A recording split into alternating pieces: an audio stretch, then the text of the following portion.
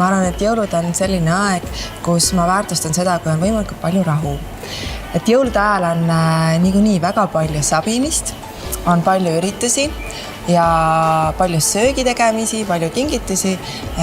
Ja ma olen aru saanud, et ma kõike seda naudin kõige rohkem siis, kui seda kõike saab teha rahulikult.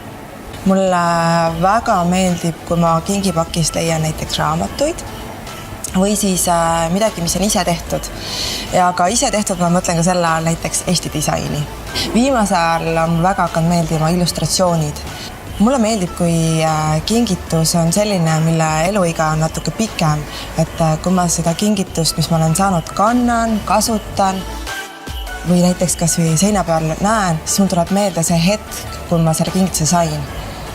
Ja see meeleolu, et see on hästi tore.